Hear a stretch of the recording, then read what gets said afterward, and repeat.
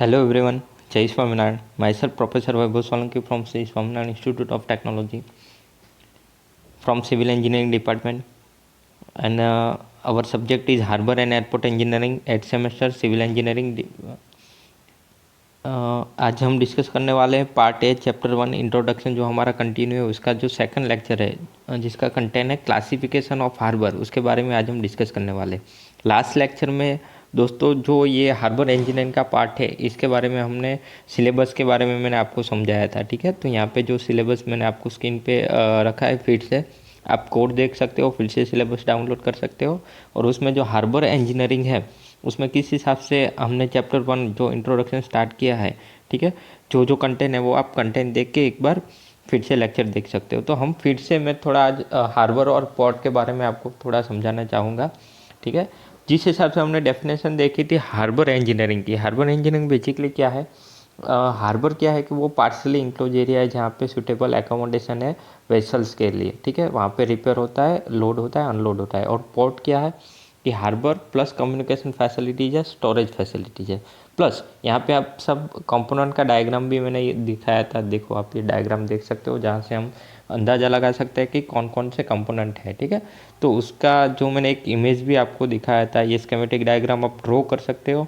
और ऐसे इमेज है, इमेज के थ्रू आप समझ सकते हो कि हार्बर क्या है, बेसिकली किस टाइप का हमको हार्बर दिखाई दे रहा है। जो जहाँ पे होता है harbour, different different types of फंडला पॉट भी देखा है हमने। तो ये है कुछ इमेज ऑफ हार्बर।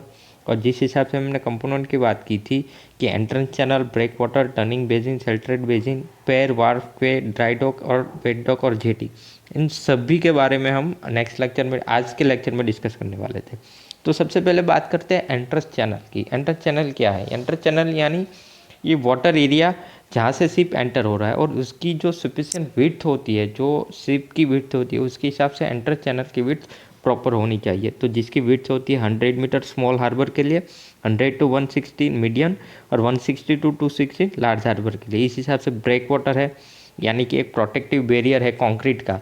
वो कंक्रीट का कोर्स रबर मेजनरी का जो बैरियर होता है उसको हम क्या बोलेंगे, ब्रेक वाटर बोलेंगे, जो टूवर्ड द इंक्लोज हार्बर होता है, ठीक है, कि जिससे थ्रू हम वाटर को ब्रेक कर सकते हैं। टर्निंग बेसिन है जहाँ से जो हमारा शिप है वो मैन्यूवर होगा। हमने ऑलरेडी लास्ट लेक्चर में थोड़ा बताया था, आज फिर से यहाँ पे डेफिनेशन देख सकते हो और लिख भी सकते हो। दूसरा है शेल्टरेड बेसिन। क्या है कि जहाँ पे एरिया है जहाँ पे शोर है और ब्रेक वाटर है, तो ये सब एरिया जो इन सभी चीज़ों से प्रोटेक्टेड है उस एरिया को हम शोर बोलेंगे। तो यहाँ पे 4 डेफिनेशन यहाँ पे मैंने आपको दिखाई है, entrance channel, breakwater, turning basin और शेल्टरेड बेसिन, ठीक है। तो यहाँ पे चारों चीज़ आप देख सकते हो। दूसरे कंपोनेंट है पैर, वार्फ, क्वे और ड्राई डॉक। देखो वार्फ, क्वे और पे ये सिमिलर स्ट्रक्चर है। पैर क्या है, एक सॉलिड प्लेटफॉर्म है जहाँ पे हम सीप है हमारा जिसको हम बर्थ करेंगे, ठीक है। और दोनों साइड पॉसिबल है, पैर के साथ हम दोनों साइड शिप को बर्थिंग करें, बर्थिंग यानी पार्किंग। वार्फ और क्वे का जो मैंने यहाँ पे डेफिनेशन दी है, क्वे की और वार्फ की, दोनों का सेम सिमिलर पर्पज है। बट यहाँ पे क्या है कि सॉल लाइन के अलोंग पैरेलल वार्फ में, सिर्फ वार्फ में हम बर्थिंग कर सकते हैं यानी पार्किंग कर सकते हैं। और क्वे है जहाँ पे हम बोथ साइड पार्किंग कर सकते हैं और एक सॉलिड प्लेटफॉर्म होता है, ठीक है। तो उसको हम क्वे बोलेंगे, जिसके दूसरे साइड रिटेनिंग स्ट्रक्चर होता है। दूसरा है ड्राई डॉक। ड्राई डॉक बहुत ही इंपॉर्टेंट है।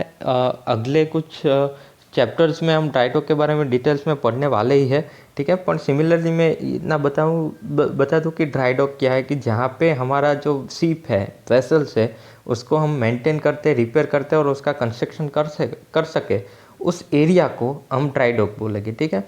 तो वहाँ पे क्या होगा, एक वॉल होगी, फ्लोर होगा और इसके अकॉर्डिंग एक गेट होगा जहाँ पे हम अपना वेसल ले जाके उसको रिपेयर करेंगे। सिमिलरली दूसरा वेट डॉक क्या है, वेट डॉक ऐसा है कि जहाँ पे हमारा जो ये जो वेसल्स है, शिप है, वो शिप वो हमारा जो वेरिएशन लेवल होता है टाइडल का जो सी में, वो अगर कंट्रोल में रख के वहाँ पे हम शिप को इमरजेंसी पार्किंग दे सकते हैं, ठीक है। जब इमरजेंसी पार्किंग के लिए कुछ महीनों तक वहाँ पे शिप पड़ा रहता है, ठीक है, तो इसको हम वेट डॉक बोलेंगे। जेटी, क्वे और ड्राई डॉक। क्वे मैंने ऑलरेडी आपको अगले स्लाइड में समझा दिया है। जेटी सिमिलर स्ट्रक्चर है क्वे जैसा, कि जेटी क्या है, एक solid constructed perpendicular to the shore line for the berthing of the ship. Ship का परपेंडिकुलर, शिप के जो शोर लाइन है उसके परपेंडिकुलर एक स्ट्रक्चर है जिसको हम जेटी बोलते हैं। और जेटी यहाँ पे मैं आप इमेज के साथ दिखा सकता हूँ। तो यहाँ पे आप इमेज में पहले देख लो कि ये जो है वो ब्रेक वाटर है, ये जो है वो वार्फ है, जहाँ की यानी कि जो परपेंडिकुलर और पैरेलल स्ट्रक्चर है, ठीक है। ये जो जेटी है तो वो शोर लाइन से परपेंडिकुलर स्ट्रक्चर है कि जिनकी बोथ साइड हम पार्किंग कर सकते हैं। और ये है पैर। पैर यानी एक सॉलिड कंस्ट्रक्शन है, ठीक है, तो जहाँ पे हम दोनों साइड पार्किंग बर्थिंग कर सकते हैं या तो पार्किंग कर सकते हैं। दूसरा है यहाँ पे डॉल्फिन और फेंडर्स।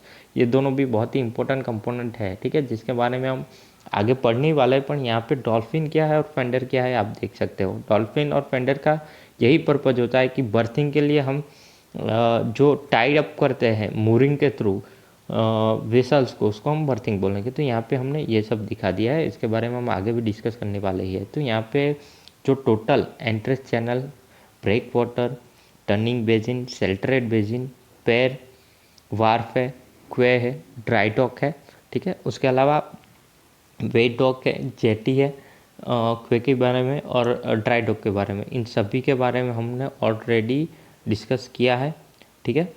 तो ये हम देख सकते हैं। दूसरा इम्पोर्टेंट पॉइंट है हमारा रिक्वायरमेंट ऑफ गुड हार्बर। क्या होता है एक अच्छे हार्बर की रिक्वायरमेंट क्या होती है? तो यहाँ पे कुछ पॉइंट रिक्वायरमेंट के लिखे हैं मैंने, आप अपने बुक में लिख सकते हो, इसको नोट भी कर सकते हो। और बहुत ही इंपॉर्टेंट पॉइंट है, सिंपल लैंग्वेज में यहाँ पे लिखे, और जीटीयू के लिए भी बहुत ही इंपॉर्टेंट क्वेश्चन है। सिंपल एक रिक्वायरमेंट है कि it should be connected with the roadway और रेलवे के साथ कनेक्टेड होना चाहिए। Surrounding land should be fertile और डेंसली पॉपुलेटेड होनी चाहिए, जिसके थ्रू मैक्सिमम हम ट्रेडिंग कर सके।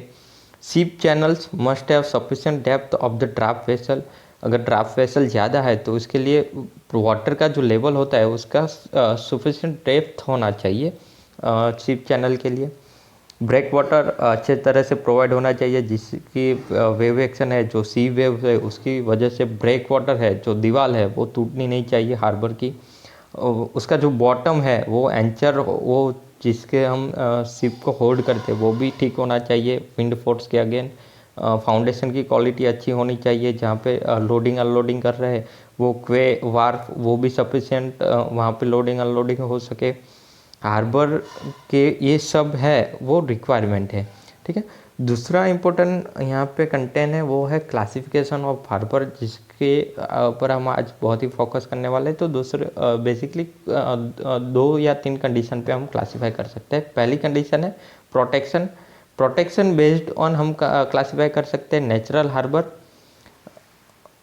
सेमी नेचुरल हार्बर और आर्टिफिशियल हार्बर। नेचुरल हार्बर यानी नेचुरल लैंड कंटूर है, रॉकी है या आइलैंड से जो प्रोटेक्टेड रहता है हार्बर, उसको नेचुरल हार्बर बोलते हैं। कंडला पोर्ट है वो नेचुरल है। मुंबई कोचीन नेचुरल है। सेमी नेचुरल यानी कि आधा नेचुरली प्रोटेक्टेड है, आधा आर्टिफिशियली मैन मेड है, required by man made protection.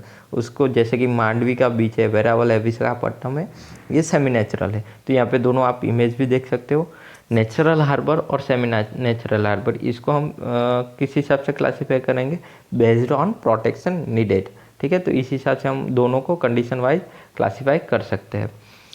जो नेचुरल हार्बर है, ठीक है, उसके एग्जांपल है कंडला, कोचीन और मुंबई, ये याद रखना है। सेमी नेचुरल यानी हाफ प्रोटेक्टेड, जिसके एग्जाम है मांडवी, वेरावल और विशाखापट्टनम। ये दोनों आप यहाँ पे देख सकते हो और लिख भी सकते हो। तीसरा और मोस्ट इम्पोर्टेंट है आर्टिफिशियल हार्बर, यानी कि जो हमारा क्लासिफिकेशन की कंडीशन पहली है बेस्ड ऑन प्रोटेक्शन नीडेड, उसके हिसाब से आर्टिफिशियल हार्बर क्या है? तो an artificial harbour is one which is man made and protected from storm and waves by engineering work. Totally artificially engineering work के थ्रू प्रोटेक्टेड हो उसको हम आर्टिफिशियल हार्बर बोलेंगे, यानी कि मैन मेड है टोटली, तो उसको हम आर्टिफिशियल हार्बर बोलेंगे। जिस हिसाब से हमारा जो एग्जांपल है चेन्नई का जो हार्बर है, चेन्नई में जो हार्बर है वो टोटली आर्टिफिशियल हार्बर है, मैन मेड हार्बर है, ठीक है, तो उसको हम आर्टिफिशियल हार्बर बोलेंगे। तो इस हिसाब से हम हार्बर को क्लासीफाई करेंगे 3 मोस्ट इम्पोर्टेंट पार्ट में। Natural harbour, semi natural harbour और आर्टिफिशियल हार्बर। दूसरी कंडीशन है यूटिलिटी के बेस्ड ऑन। यूटिलिटी के बेस्ड हम किस हिसाब से क्लासीफाई कर सकते हैं हार्बर को? So basically based on utility commercial harbour, refuge harbour, military harbour और फिशिंग हार्बर में हम क्लासीफाई करेंगे। कॉमर्शियल हार्बर क्या है?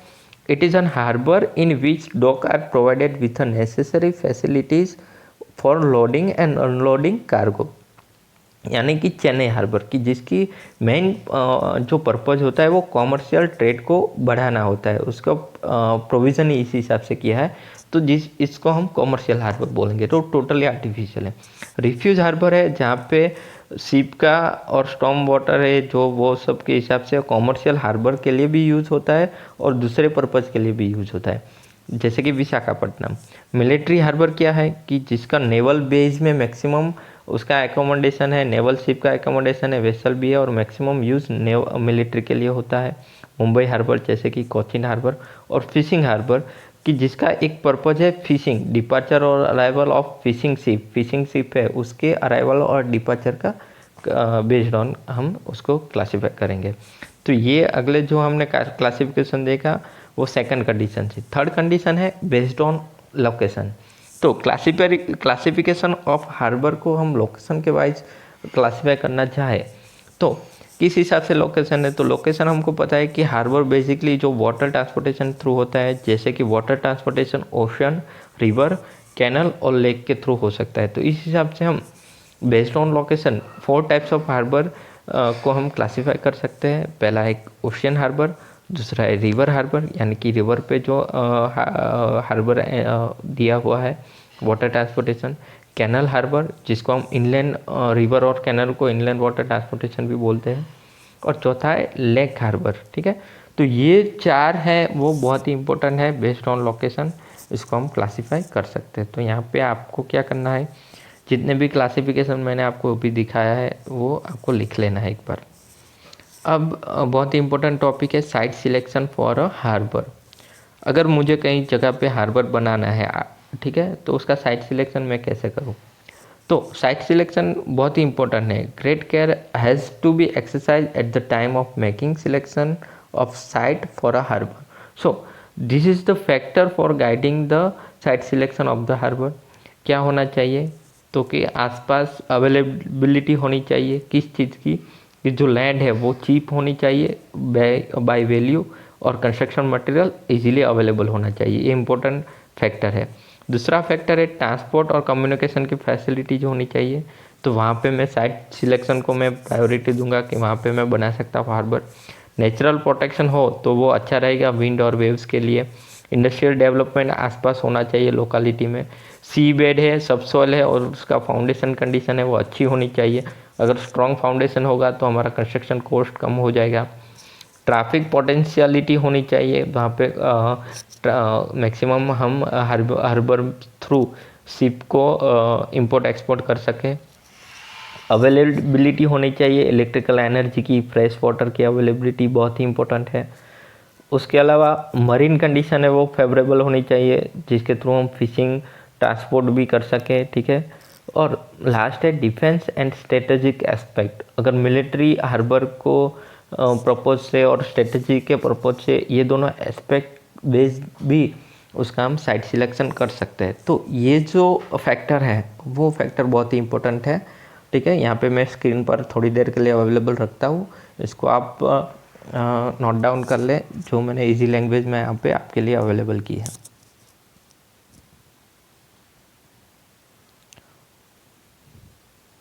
सो दोस्तों this is the site selection of harbour. ये हम इसको अगर जीटीयू पॉइंट ऑफ व्यू से भी अच्छा क्वेश्चन है, जैसे कि आगे का क्वेश्चन था रिक्वायरमेंट ऑफ गुड हार्बर और site selection of for harbour की क्या होना चाहिए साइट सिलेक्शन हार्बर के लिए। तो ये बहुत ही इंपॉर्टेंट है जो हम यहाँ पे देख सकते हैं। ये आपने लिख लिया होगा। अब मैं बात करता हूँ कि जैसे कि चैप्टर 1 इंट्रोडक्शन के लेक्चर 1 में जैसे हमने कुछ पॉइंट वाटर ट्रांसपोर्टेशन के देखे, आज हम हार्बर के बारे में डिस्कस किया, इसकी रिक्वायरमेंट के साइट सिलेक्शन के लिए डिस्कशन किया, और इसके साथ साथ क्लासिफिकेशन जो बहुत ही इम्पोर्टेंट टॉपिक है उस पर भी हमने डिस्कशन किया। तो उसके अलावा जो अगर आपको कुछ नहीं समझ में आया तो वो मुझे डायरेक्टली आप कांटेक्ट कर सकते हैं। दूसरा कि इसके अलावा जो भी कंटेंट है उसके बारे में हमने क्लियरली डिस्कस किया है। नेक्स्ट लेक्चर में चैप्टर 1 को ही हम कंटिन्यू करेंगे। तब तक के लिए थैंक यू सो मच।